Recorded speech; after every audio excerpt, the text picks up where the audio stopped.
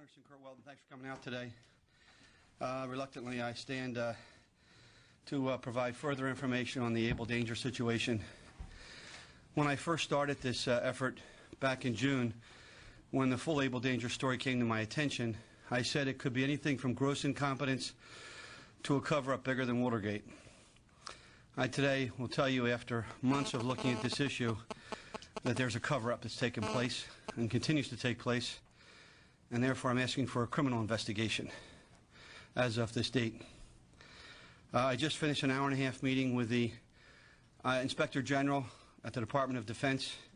4 employees went into extensive briefings, and they advised me there had been 2 other requests besides mine of their office, including a request from the Senate and other requests from the House.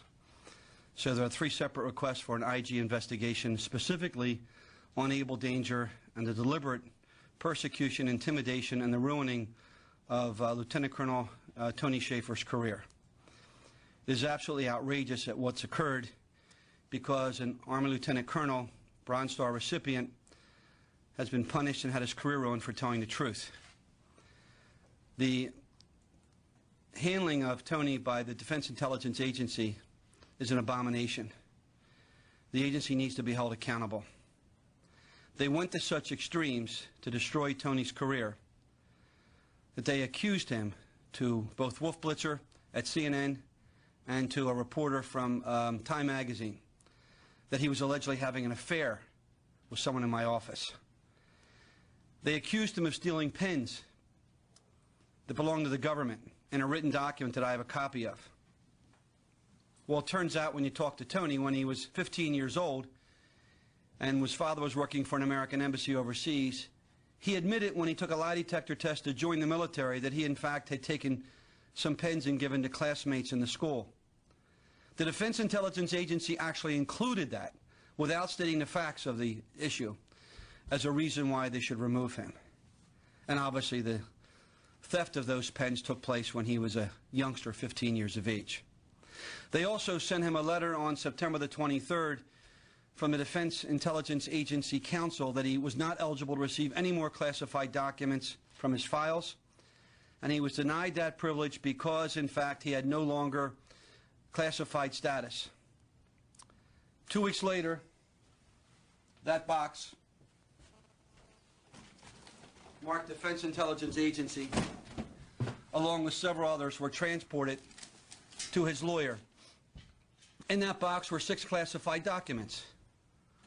The stupidity and the arrogance of the Defense Intelligence Agency was such that they actually sent back to Tony Shaffer 2 weeks after they told him he had no security clearance 6 classified documents. Also in that box were a bag of governmental pens. Now, they accused him of stealing pens, yet they sent him pens, federal property I might add. They also sent him a $300 GPS machine which belongs to the government. They sent him federal property, and they sent him the mail of other DIA employees. In fact, there are probably 25 or 30 bank statements, personal letters and information addressed to someone that Tony doesn't know, but included by the DIA, which in fact is a crime, being sent to Tony's office. This whole story is bizarre. This whole story is outrageous, and the truth needs to be told. The reason why the Defense Intelligence Agency is so aggressively after Tony Shaffer is because, in telling the truth, he's going to embarrass bureaucrats within the defense intelligence community. He's going to embarrass politicians in the previous administration and perhaps some in this administration. He's going to lay out a story that will be corroborated by at least 5 others that will detail the fact that the Unit Able Danger identified Mohammed Atta and 3 other terrorists in January of 2000. The story will corroborate that in September of 2000, on 3 separate occasions, attempts were made to transfer information about the Brooklyn cell of Al-Qaeda, including Mohammed Atta and 3 others, to the FBI. On all 3 occasions, lawyers within the Defense Department stopped the meetings from occurring. Those meetings have been corroborated by an FBI employee still working for the agency, who has in fact given sworn statements to the Senate Judiciary Committee. She also knew the purpose of those meetings. What is most troubling to me is not just that story that the American people and I support it, with our dollars and our votes to understand what happened before 9/11.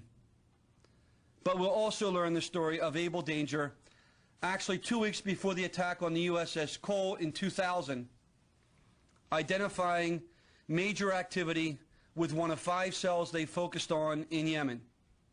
2 days before the attack on the Cole, I believe it was October the 10th of 2000, they were jumping up and down and screaming that something was going to happen in the port of Yemen. 2 days later, the Cole was attacked. I met with the commander of the USS Cole 2 weeks ago in my office, Kirk Leopold. He said to me, Congress, and by the way, his career is on hold by Senator Warner because he's being blamed for the attack on the Cole. He said to me, we had 3 options that day. I could have refueled my ship at sea. I could have taken her to another port. No one told me there was any information relative to impending problems in the port of Aden. That was 2 days before the attack on the Cole. 17 sailors lost their lives because that information was not properly addressed, even though it was made available to military intelligence. And then we had the 9/11 situation, where Mohammed Atta was in fact clearly identified before 9/11 as a part of the Brooklyn cell. And I now can tell you publicly that the 9/11 Commission has done nothing but hide this information. They have been unwilling to come forward to investigate. I sent the 9/11 Commission a letter dated, I sent the 9/11 Commission a letter dated August 10th to the 2 co-chairmen and all members copied. That's August the 10th. No response to this letter has come, and today is November the 9th. Now, when I questioned Lee Hamilton in a hearing yesterday, he said, well, Congressman, we're very busy. Well, they had time to send me a congratulatory letter for my work on interoperable communications. That came about a month ago. They had time for Slade Gordon to send a 5-page letter to the 9/11 Commission dated September 20th, which, by the way, they did not copy me on.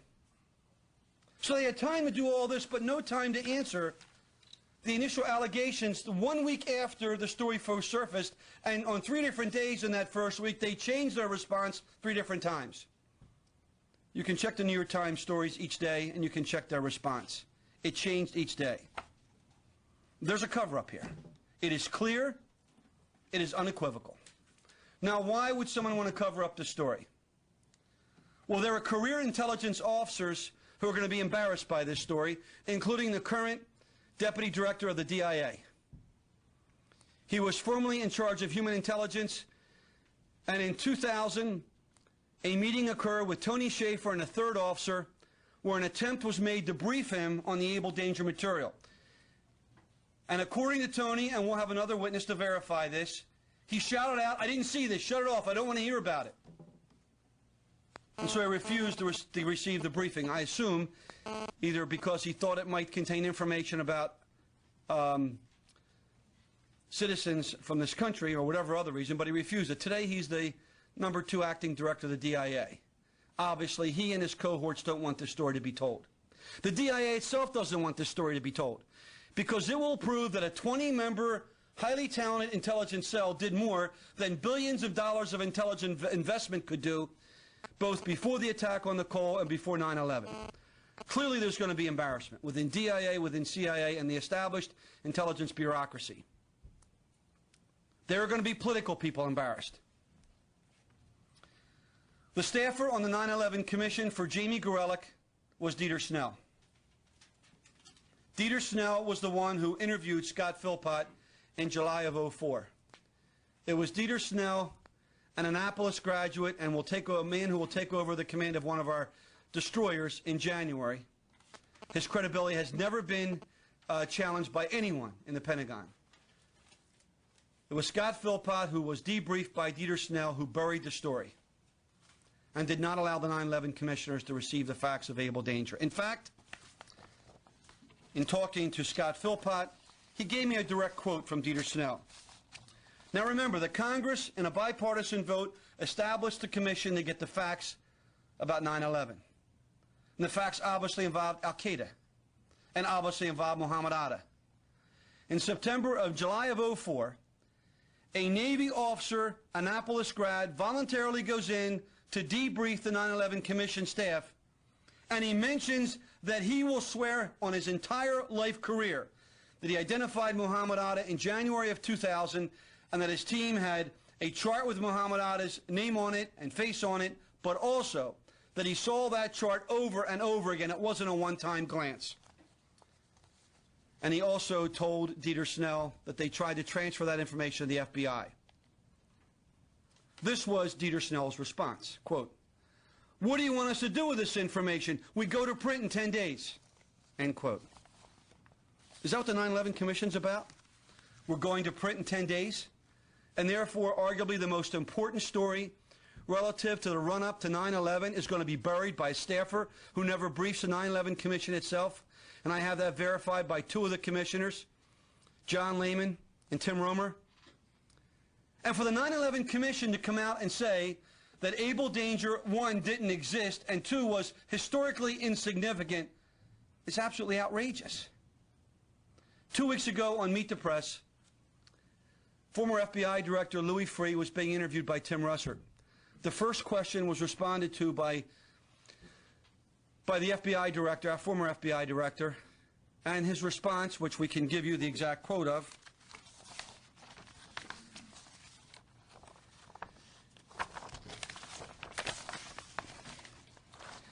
quote, "We now have very honorable military officers telling the United States, Tim, that in 2000, not only had Mohammed Atta have been identified by photo and name, but was earmarked as an Al-Qaeda operative in the United States. Apparently this information was brought to the 9/11 Commission prior to their report. There's no reference to it. That's the kind of tactical intelligence that would make a difference in stopping a hijacking. We're very interested in what the 9/11 Commission didn't do with respect to Able Danger," end quote. So now we have former FBI Director Louis Freeh on the record, national TV, saying if he would have had that information from Able Danger, I might add, and he mentioned Able Danger specifically, it might have allowed the FBI to stop the hijackings, and the 9/11 Commission refers to Able Danger as historically insignificant. It's my contention that there was a deliberate attempt to not have this story be told to the American people. There is no reference to Able Danger in the entire 9/11 Commission report. There's been nothing but denial and spin since the story broke in the first week of August. Denial and spin. If you read the letter that was sent by Slade Gordon to the Senate staff, and he didn't bother to give me the courtesy to copy me on it, it's full of spinning, ridiculous malignment of Scott Philpott and Tony Shaffer and the facts. You know, Richard Nixon had to resign from office because he tried to cover up a third-rate burglary. No one was injured. No money was stolen. No one was killed. Here we have a cover-up of the single largest incident in the history of our nation, where 3,000 people died at the Trade Center and 17 sailors died on the Cole. There are people in both administrations that do not want this story to come out. There were briefings in January of 01. Now, Able Danger ended in 00. I wouldn't expect the incoming Bush administration to understand the nuances of Able Danger. But even though the program ended in 2000, and even though data was destroyed in 2000, there was a 3-hour briefing prepared and given to the chairman of the Joint Chiefs of Staff in January of 01. A briefing for the chairman of the Joint Chiefs of Staff, and it's historically insignificant. There were also briefings on another program called Durhak Galley in February and March of 01, where Able Danger was discussed, which means there were people in this administration, as well as the previous administration, that had some understanding of the full parameters of Able Danger. Now, everyone has said everything's hunky-dory. The Pentagon says we can't find any chart. The 9/11 Commission is banking their entire denial on not finding a chart. This is not about a chart. It's about an intelligence unit of highly trained experts that had collected 2.5 terabytes of data about Al-Qaeda and 5 cells. But we have something new. Within the last 3 weeks, I've had an extensive meeting with Dr. Bob Johnson. Dr. Bob Johnson is Sam Johnson's son. Dr. Bob Johnson is a professor and IT expert. Dr. Bob Johnson was the manager and operator of the Garland unit of data mining separate from the Army's LEWA. Dr. Bob Johnson has not talked to any of the Able Danger players since the efforts that were taking place in '99 and 2000. And Dr. Bob Johnson told me that his unit also identified Mohammed Atta, not by photo but by name, before 9/11. So now we have two separate data mining efforts of the military openly and willingly stating on the record that they identified Mohammed Atta before 9/11. Interestingly enough, Dr. Bob Johnson's never been talked to because the 9/11 Commission did not use any of their 80 personnel to talk to Bob Johnson. They had no idea who Bob Johnson was or is, and neither has the Pentagon. His only discussions were from Raytheon management, he no longer works there, asking him what he knew. Never interviewed, never had discussions. Yet Dr. Bob Johnson was fully aware of the entire Able Danger operation and supported it. His data was transferred back to SOCOM's headquarters in Tampa, where it may still be intact. Contrary to what the Pentagon said, in a hearing before the Senate Judiciary Committee 1 month ago, a lawyer, an intelligence officer for the Pentagon, said that the reason the 2.5 terabytes of data was destroyed was because of a 90-day rule. You had to remove data and destroy it if it possibly contained information about American persons not within 90 days, and that was why it was destroyed. That's a lie. Dr. Bob Johnson, when I met with him just a few short weeks ago, said, "Curt, I watched the hearings and I sat there and I was amused." He said the lawyer for the Pentagon at the time was a guy named Richard Schifrin. He said, "I dealt with him all the time." He said Schifrin knew what we were doing in Garland, Texas, and Schifrin said, "Don't worry about the 90-day rule. If you want to keep the information, just sign a document, put it in a file, and you can keep it as long as you want." So now we have Dr. Bob Johnson, who ran the Garland data mining operation and who worked with Richard Schifrin on a regular basis, totally contradicting what the Pentagon said in a Senate Judiciary Committee hearing 1 month ago. Dr. Bob Johnson told me the reason the Army wanted the material destroyed was because of a request that SOCOM had made to transfer that data down to Garland. The Army didn't want Garland to have it, and so within a matter of days they destroyed it. This whole story needs this country to scream and shout to investigate. There are just too many unanswered questions. When I got a call the first week the New York Times broke this story in August on a Friday, the story broke on Tuesday and ran Tuesday, Wednesday, and Thursday, and I got a call in my office from a woman who was on vacation in Boston who talked to my chief of staff and said, "You got to call, you got to have the congressman call me back, it's urgent." My chief of staff called me and I said, "What does she want? I don't even know her, I never met her." I said, "You call her back and see what she wants." So he did, while she was on vacation in Boston, and she said, "Please tell the congressman it's urgent. I did nothing wrong." It was Jamie Gorelick who called my office, even though I had made no accusations against her. Now, I've since found out she personally called the Senate Judiciary Committee staff on 2 separate occasions and gave the same message. I did nothing wrong. Dieter Snell worked for Jamie Gorelick. Dieter Snell was the staffer who met and debriefed Scott Philpott. It was Dieter Snell as a staffer who killed the Able Danger story from ever being publicly talked about. The American people deserve to have each of these individuals put under oath and questioned. This is not a third-rate burglary. This is a cover-up of the largest attack against our country. People don't want to be embarrassed. People don't want to have the facts come out. Well, that's not the way this country operates. So today I met with the Inspector General's office for DOD, and as I said, there were 2 other requests from both the Senate and the House for this investigation, which is now commencing. I talked to the head of the GAO last week. I'll be talking to him, and I've asked for a formal GAO investigation, and I am today asking for a criminal investigation. These witnesses, these military people, need to be allowed to tell their story. They have no agendas. Scott Philpott in January will take command of one of our destroyers. When you sit across the room and talk, or across the table and talk to Scott Philpott, you understand what's at play here. No 9/11 commissioner has ever talked to Scott Philpott. No 9/11 commissioner has ever talked to Tony Shaffer. Slade Gordon ought to go get a life. Slade Gordon, who has made ridiculous assertions, has never talked to any of the principals of Able Danger.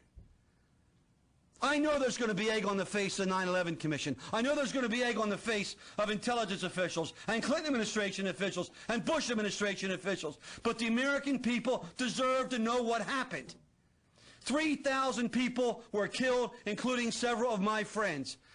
Ray Downey was the chief of all rescue for the New York City Fire Department, one of my best friends. He was overseeing the largest and most successful rescue in the history of mankind when the first tower came down. I went up there the next day to be at ground zero with the firefighters, as I always do on disasters, and his two sons were on their knees looking for their dad because they too are New York City firefighters. I brought Ray's wife, his 5 kids, and their grandkids down to my district 1 month after 9/11 to honor them as heroes in a parade before 40,000 people. One of the pilots of one of the planes was a neighbor of mine, Michael Horrocks. He left behind a wife and 2 kids. His throat was slit as he flew one of the planes in the Pentagon. The Horrocks kids deserve to know why their dad died. Yeah, this is uncomfortable. Yeah, this is stirring things up. But if we don't do this, then why are we here? I might as well resign my position in Congress if we're going to have a massive cover-up because people are going to be embarrassed. There are just too many unanswered questions. Lee Hamilton's answers yesterday were absolutely ridiculous. More spin. We can't find the Able Danger chart. Well, at first they said there were no charts.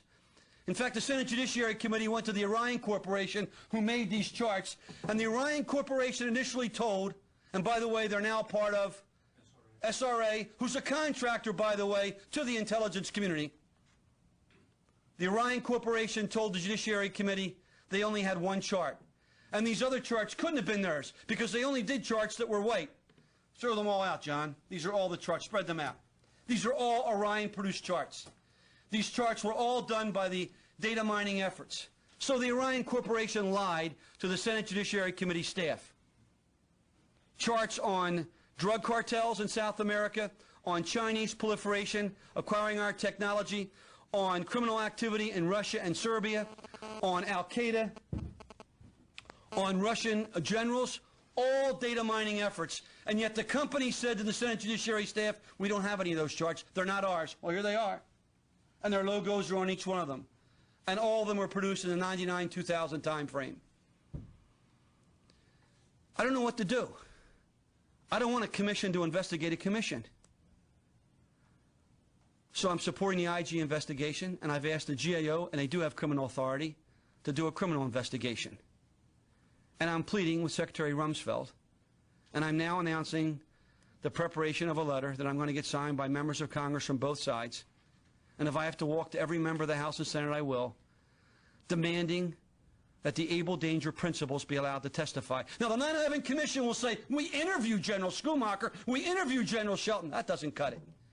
They did not ask the specific questions about Able Danger that they would have gotten if they would have talked to Tony Shaffer and Scott Philpott. They refused to meet with Tony Shaffer.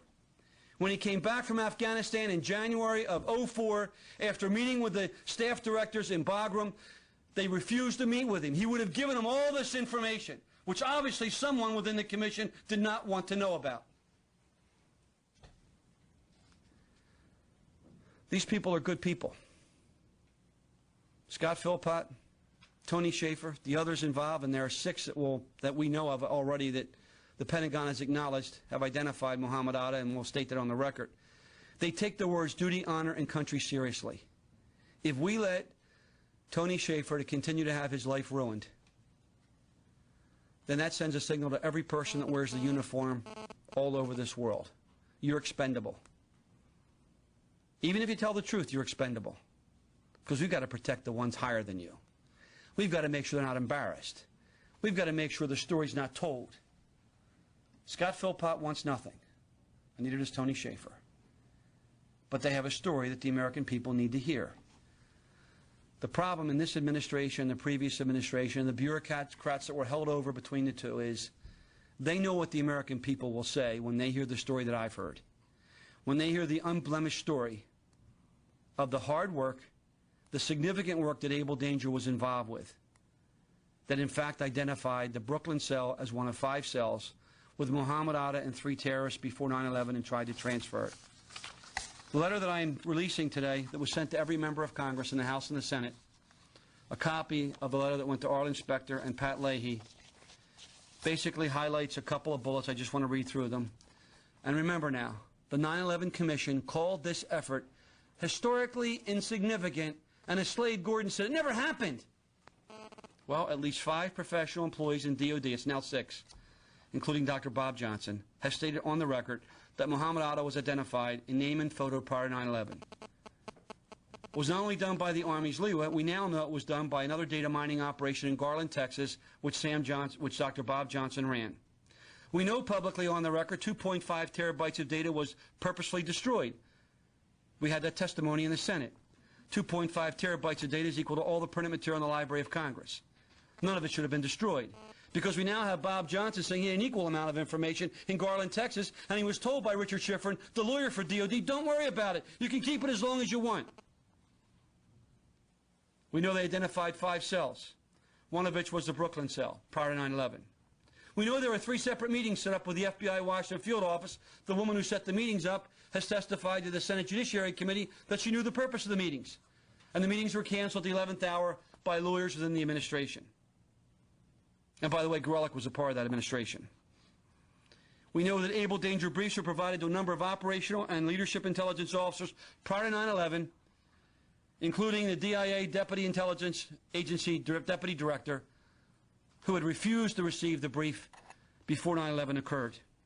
We know there was a 3-hour briefing prepared for the chairman of the Joint Chiefs of Staff in December of 00 and January of 01. How could you have a 3-hour briefing on Able Danger for the chairman of the Joint Chiefs and have the 9/11 Commission refer to it as historically insignificant? I delivered charts on Al-Qaeda to Steve Hadley.